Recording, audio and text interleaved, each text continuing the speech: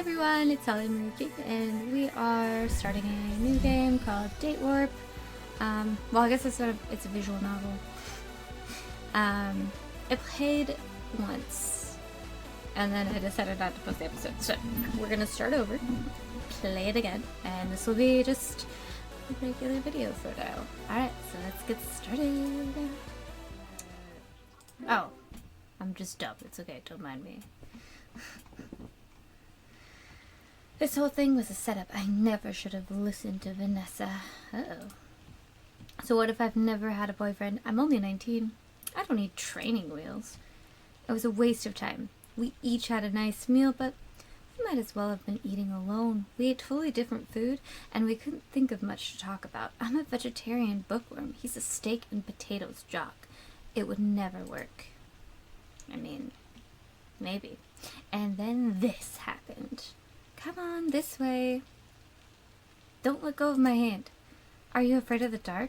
Either of us could slip and fall in this mud. He has a point. We left the road a while back, and there's no clear path through these woods. Thank goodness it's only rain, and not one of the traditional Memphis thunderstorms. If there were lightning, who would have had to stay in the car? I can see the lights ahead. It must be a big house. A huge mansion. Rich people like their privacy. That's probably why they live way out here. Well, there wasn't a fence or anything. Water runs through my hair, making me shiver. Surely, whoever lives there will take pity on two drowned rats. So many lights, maybe they're having a party. I don't see a doorbell. You knock. Your hands are bigger. Bradley raises one hand to rap sharply on the door, but with his other, he's still holding on to me. It feels nice having a boy's hand in mine. Maybe this date isn't a complete disaster after all. I hear someone at the door. Hello? A boy younger than me, wearing oversized clothes that look like faded rags? This certainly isn't what I expected from the owner of a mansion. Hi, my name's Bradley Dalton, and this is Janet Basker. My car broke down a ways up the road, and with the weather like this, you're soaked. Can we come in, just to have somewhere out of the rain to wait while I call for help? Well, what's going on? What are you doing here? What sort of person tries to sell things at night in the rain? We're not... Get lost. How should Janet respond?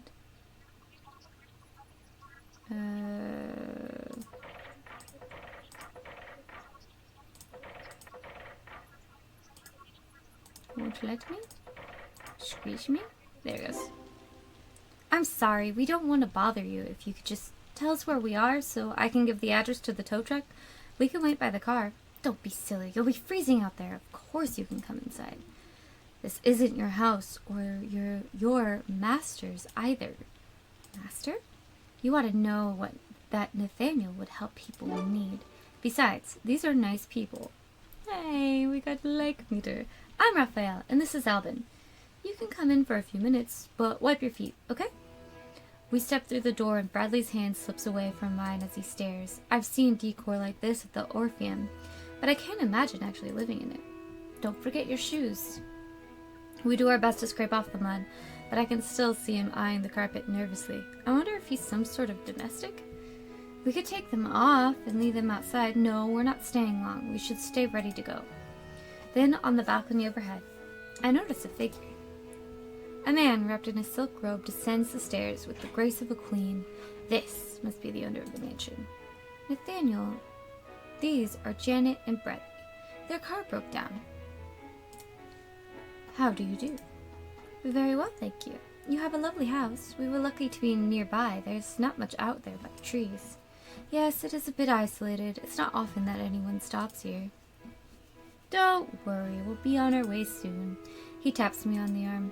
Your phone? Right. I dig my mobile out of my purse and turn it on. I had it switched off earlier for the movie. What a strange looking phone. No, it isn't. It looks just like half the phones that come out lately. Maybe the only cell phones he's seen were designer brands studded with diamonds. It's not connecting. I can't get a signal. The walls may be too thick to penetrate. Should I go back outside? You're welcome to use my phone, of course. Thanks. The nearest is right through there. Right through here. He gestures to a side hallway. I look at Bradley, who shrugs. You go. My shoes are in worse shape.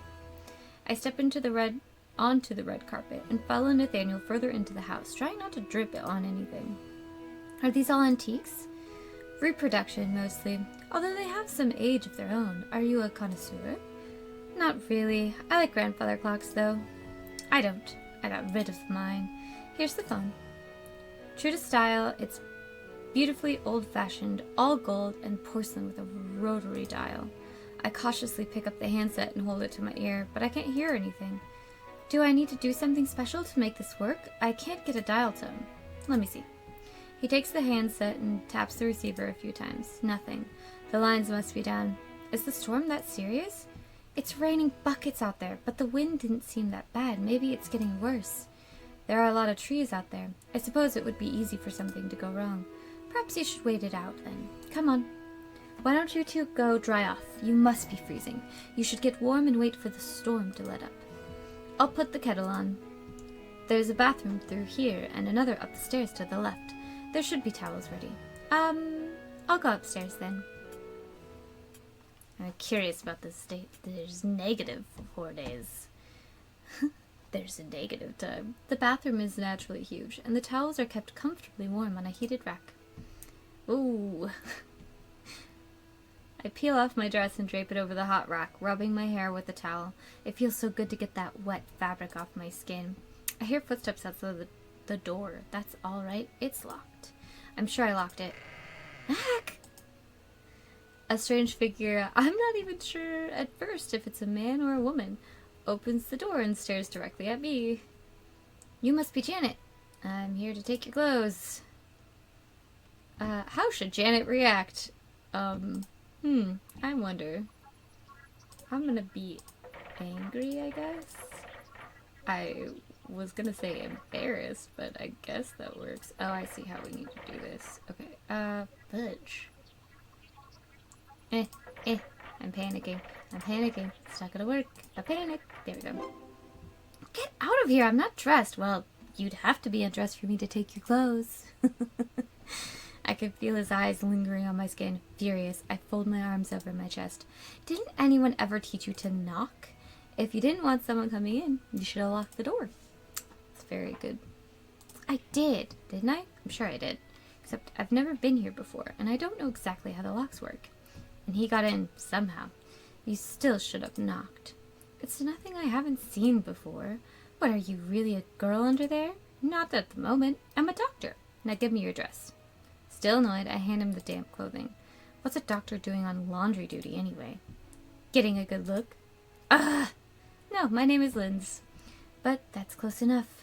He leaves, closing the door behind him. I fumble with the doorknob and, I think, get it locked properly this time. That guy was a little bit creepy. How many people are there in this house anyway? Not long ago, it would have been unthinkable for me to be somewhere surrounded by strange men. Up through high school, I attended St. Teresa's, a small preparatory school for young women and only women. We had a brother school, St. Joseph's, and many of my classmates' brothers did go there. We had shared events with them sometimes, but their school was just as small as ours, so it almost was like we were part of one family. Everybody knew everybody. Perhaps that's why even when I became a teenager, I could never be interested in dating. All those boys were like annoying siblings. How could anyone swoon over them? My parents raised me to expect perfection, a clever, rich, and handsome hero who could dance and sing and ride to my wedding on a white horse covered in flowers. Back then, I wasn't willing to settle for less. Not that I was getting a lot of offers. I saw the boys as annoying relatives. They saw me as a bossy little know-it-all. In grades, I was at the top of my class. For all the good it did me, but in popularity, more like the opposite. And I didn't realize at the time what the consequences would be. Then I came to university, and no one had any idea who I was, and first impressions were everything. I could get away from my reputation, start over, fit in, as long as I didn't screw it up. Never show fear, never show weakness. I wrap the towel around myself and sit on the floor to wait for my clothes.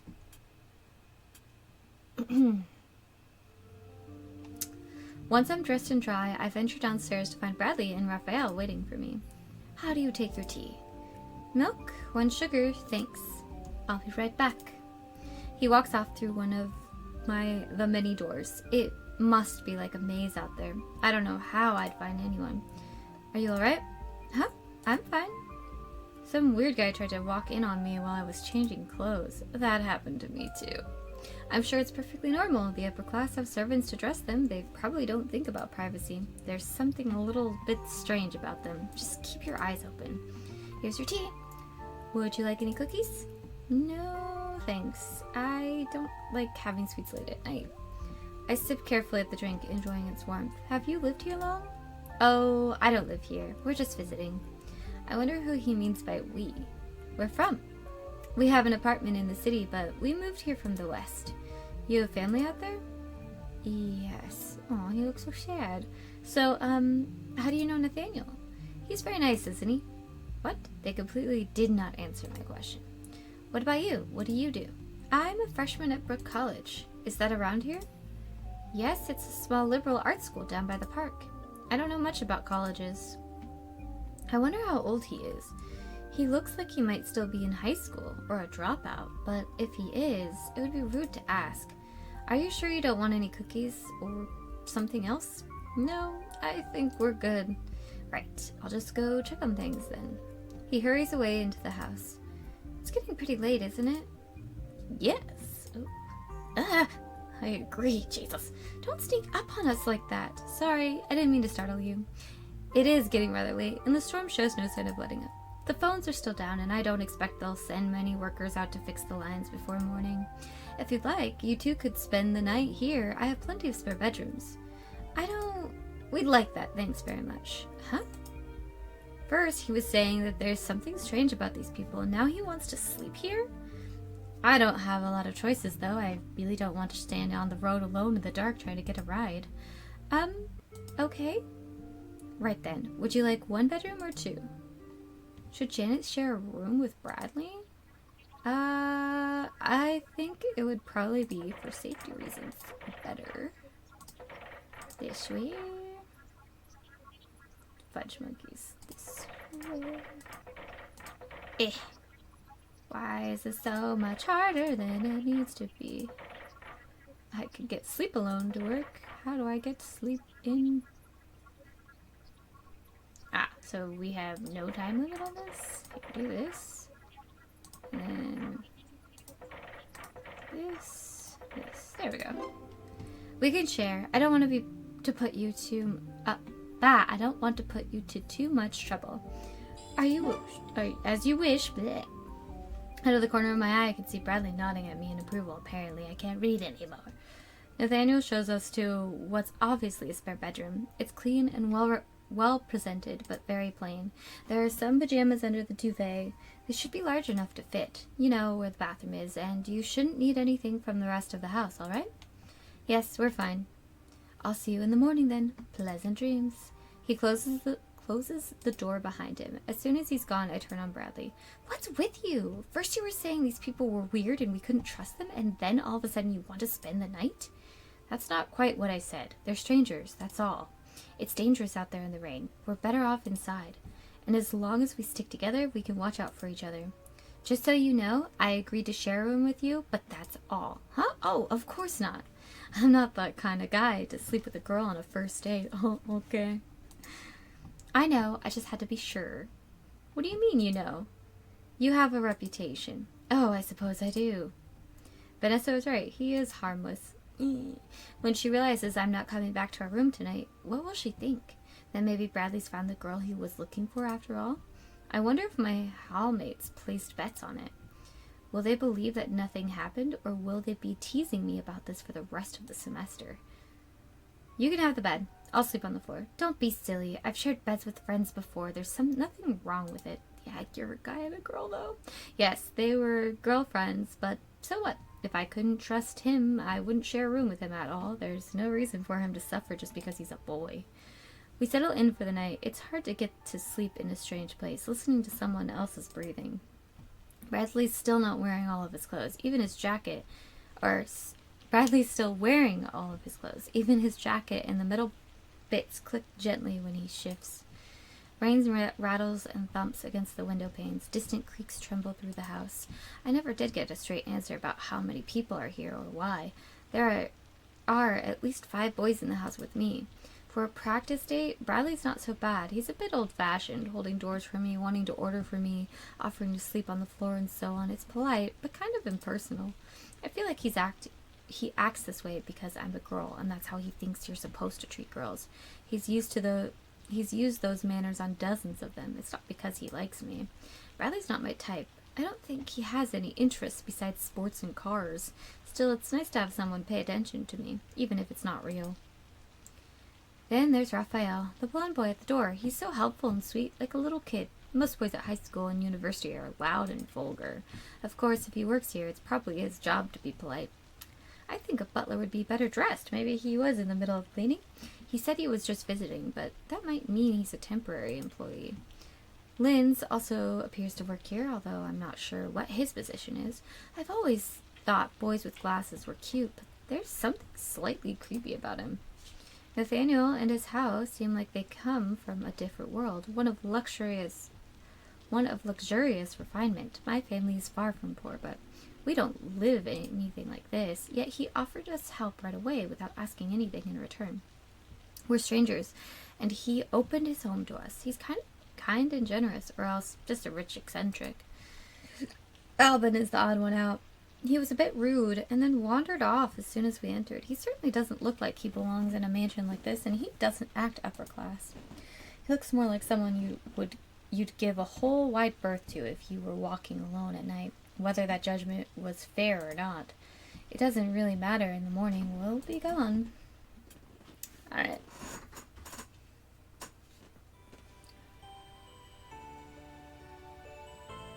Alright. I'm gonna end things here.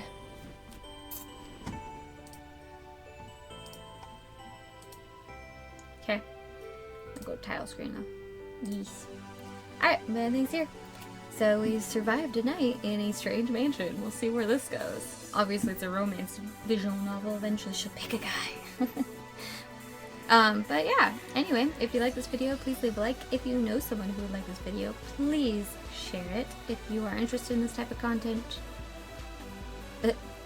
please subscribe. I upload a visual novel or interactive game every Monday. So yeah, anyway, hopefully I will see you guys next time. Bye!